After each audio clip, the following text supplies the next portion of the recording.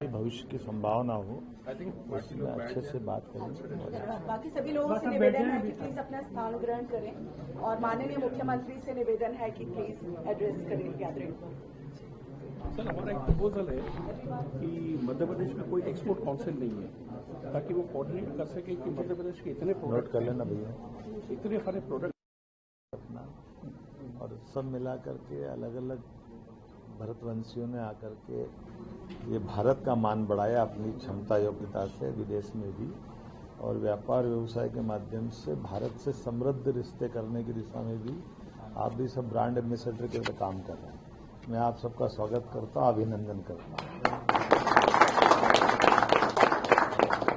और ये एक अच्छी और बात है कि यशस्वी प्रधानमंत्री के नेतृत्व में पूरा एक तरह से परिदृश्य बदला हुआ है, और इस परिदृश्य में वो अपना समय अब एक तरह से ये भी आया है जिस थोड़ी चुनौती के कारण से 10 साल 20 साल 25 साल पहले अपन ने भारत से बाहर कदम बढ़ा करके यहाँ मुकाम पाया था, और यहाँ से अपनी वो सब देखने का प्रयास किया जिसके भरोसे से हम अपने देश में भी वो सब पाना चाहते थे जो यहाँ मिला या विदेशों में मिला।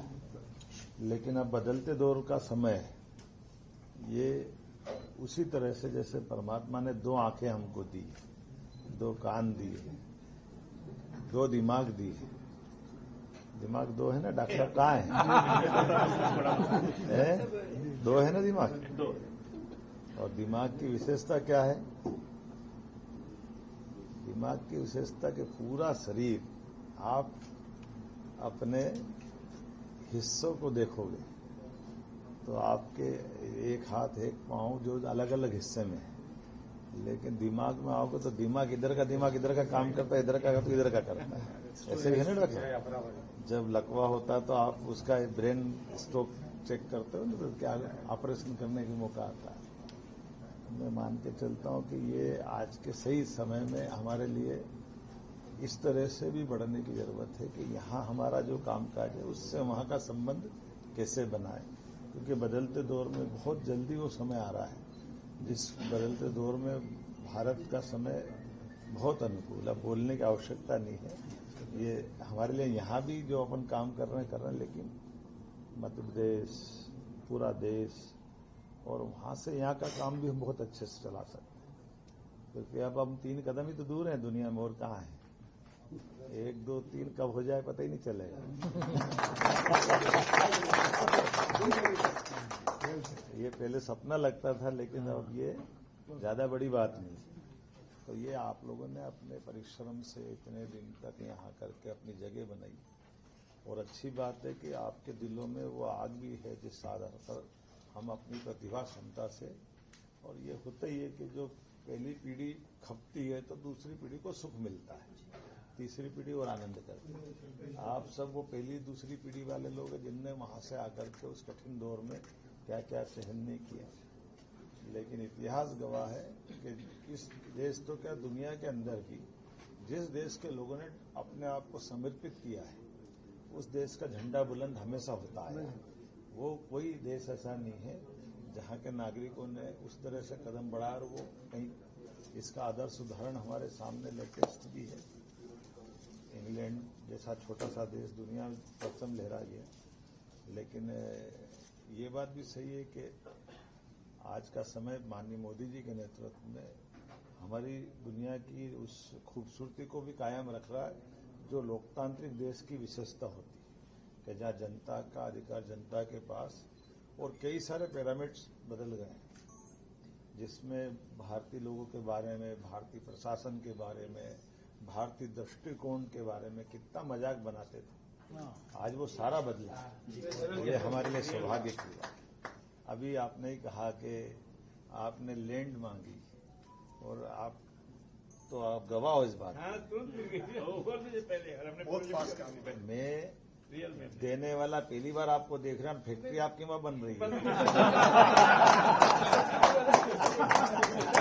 बगैर पैसे में, मतलब ये कोई भी, मैंने क्या बोला, बगैर पैसे में तो है, बगैर आंख मिलाए आपसे हमारी आंख भी नहीं मिली। तो ये तो संयोग से मैं आ भी गया। नहीं तो इतने समंदर पार पता नहीं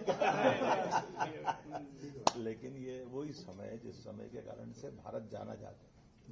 भारत की आदिकाल से ही पहचान थी कि वो अपने जवान के पाबंद रहते हैं, अपनी ईमानदारी के जानकार रहते हैं और इसकी अपनी बहुत पुरानी मिसाल थी। मैं एक छोटी सी कहानी सुना के बाद खत्म करूंगा। एक भारत का व्यक्ति कैसा होता है इसका उदाहरण उसमें समझ में आएगा। एक गरीब आदमी शहर में आता है। अब गांव का आदमी था तो गांव का आदमी के पास अपने कमाने खाने के लिए संयोग से पुराना समय था तो जंगल में लकड़ी बेच करके काम चलाता था। तो जंगल से वो कुल्हाड़ी लेके आता है और कुल्हाड़ी लेकर के आकर के लकड़ी का काम करता था। थोड़ी लकड़ी शहर में लाके बेचता था, काम चल जाता। अब लकड़ी से उसका काम चलता था जैसा होता आया है। एक बार वो कुएं का समय था, पानी निकालने में उसकी कुल्हाड़ी गिर गई। कुल्हाड़ी अंदर पानी में गिरी और उस बेचारे की तो जैसे दुनिया लुट गई। अब वो बड़ा निर्मल मन का, साफ मन का था। इसमें सब कामना की परमात्मा मेरे सामने ये कहाँ संकट दे दिया, अब मेरे तो कल की रोटी के झंझट पड़ जाएंगे, मैं क्या करूं। जब कोई दिल से ऐसी कोई बात निकालता और वाकई कोई सात्विक रहता है तो ईश्वर भी प्रकट हो जाता है। ईश्वर प्रकट हुए। ईश्वर ने कहा कि बोल क्या कठिनाई तेरी, मेरा तो कुछ कठिनाई नहीं, मेरी तो खाली कुल्हाड़ी दे दो। अब कल्पना करो ईश्वर जो सर्वसत्ताधीश से सब दे सकता है पर वो मांग क्या रहा है, केवल कुल्हाड़ी दे दो। ईश्वर ने कहा ये बहुत निर्मल मन का है, पवित्र भाव से थोड़ी और परीक्षा लेता हूं। उन्होंने कहा कहाँ गिरी, बोले कुएं में गिरी। उन्हें डुबकी लगी, कुल्हाड़ी लेके आए तो सोने की कुल्हाड़ी। उन्होंने कहा ये वाली क्या, बोले नहीं ये वाली नहीं। कौन सी है, बोले नहीं मेरी तो दूसरी है। फिर डुबकी लगी, चांदी की निकाली, बोले ये वाली है, बोले नहीं ये वाली भी कौन सी। फिर एक और निकाली, ये वो लोहे की, हाँ ये वाली। बोले कैसा मूर्ख है, मैं तेरे को सोने की दे रहा था, चांदी की दे रहा था, ले ही नहीं रहा। बोले नहीं मेरे को मेरे हक का है वो मिलेगा, मेरे को वही चाहिए जो मेरे पास था। भगवान ने प्रसन्न होकर तीनों उसको दे दी। ये मैं इस माध्यम से समझता हूं आप वो भाग्यशाली थे जो अपनी मेहनत की मांग रहे थे और परमात्मा ने आपको तीनों दे दी। ये आगे भी है। अब बाकी आप सब समझदार। जीवन में अपना जीवन सबका निश्चित है, न कोई बढ़ा सकता न घटा सकता है। लेकिन उस जीवन में हम अपनी योग्यता से, क्षमता से, बुद्धिमत्ता से, युक्ति बुद्धिता से जो जिस जिस जगह भी जाएं हम अपनी प्रतिभा निखारते जाएं और हर एक जगह अपनी इन सारी बातों से अपना भी भला करें, देश का भी भला करें, समाज का भला करें। यही भावना से आपके बीच आए। आपका अभिनंदन। अभी आपसे निवेदन करूंगी